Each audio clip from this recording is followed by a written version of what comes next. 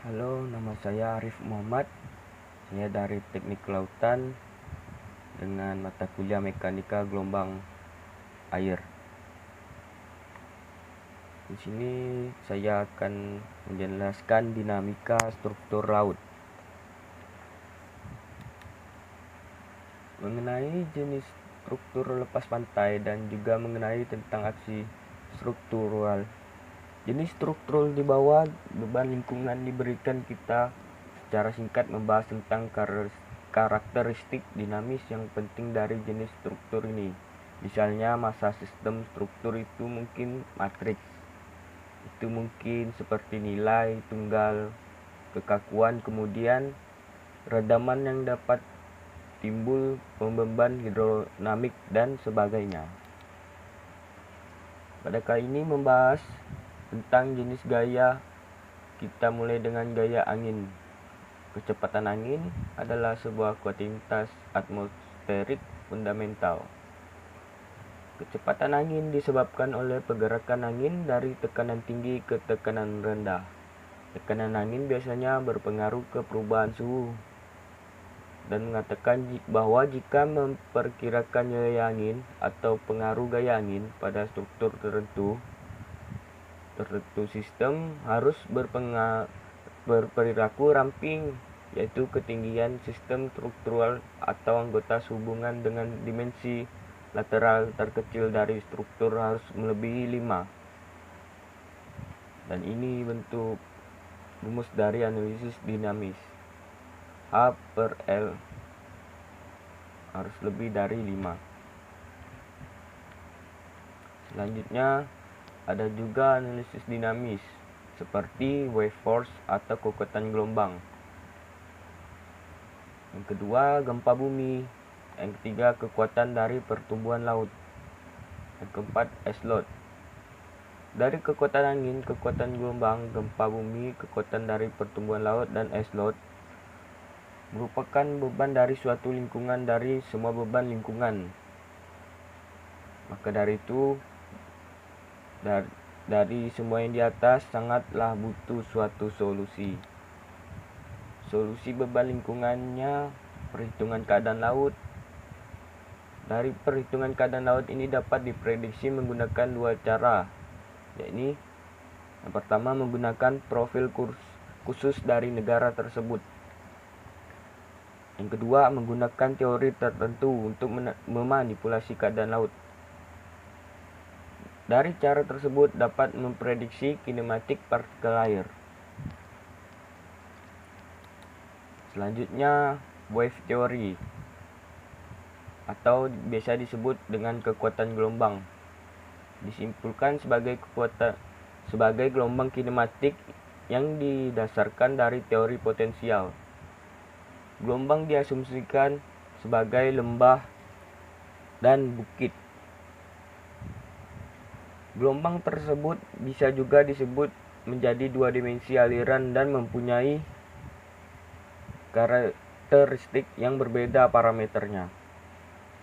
Gelombang digunakan untuk merancangkan bangunan-bangunan pantai dan fasilitas-fasilitas pelabuhan lainnya. Dan gelombang tersebut akan menimbulkan gaya-gaya yang bekerja pada bangunan pantai. Selain itu, gelombang juga menimbulkan arus dan transport sedimen di daerah pantai. Kekuatan gelombang sangatlah penting untuk suatu membangun bangunan.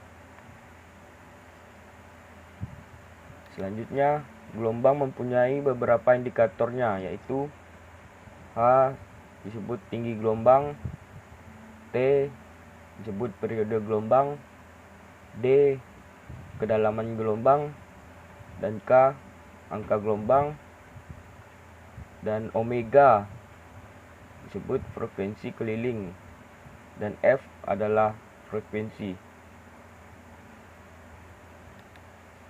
Selanjutnya, gelombang airy linear. Gelombang airy linear biasanya disebut dengan amplitudo kecil.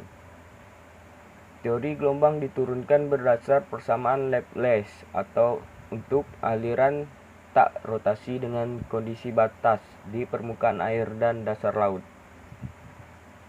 Persamaan tersebut memberikan potensial kecepatan periodik untuk aliran tak rotasional yang kemudian digunakan untuk menurunkan persamaan dari berbagai karakteristik gelombang seperti fluktuasi muka air, kecepatan dan percepatan partikel, tekanan, kecepatan rambat gelombang, dan sebagainya. Selanjutnya, gelombang non-linear. Persamaan Morrison merupakan salah satu dari gelombang non-linear, yang dimana mengasumsikan bahwa gelombang merupakan gabungan dari komponen gaya inersia dan gaya hambatan yang dijumlahkan secara linear. Suatu teori gelombang dapat ditinjau dari perumusannya.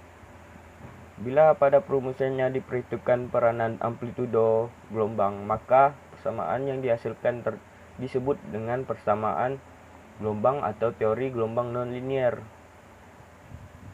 Selanjutnya, buoyant force. Biasa disebut dengan gaya apung. Gaya apung adalah gaya ke atas yang dikerjakan oleh fluida yang melawan berat dari benda yang diredam. Pada sebuah kolom fluida, tekanan meningkat seiring dengan bertambah kedalaman sebagai hasil dari akumulasi berat air di atasnya. Sehingga benda yang tenggelam ke dalam fluida akan mengalami tekanan yang besar di dasar kolom fluida dibandingkan dengan ketika berada di dekat permukaan. Gaya apung beraksi vertikal ke atas.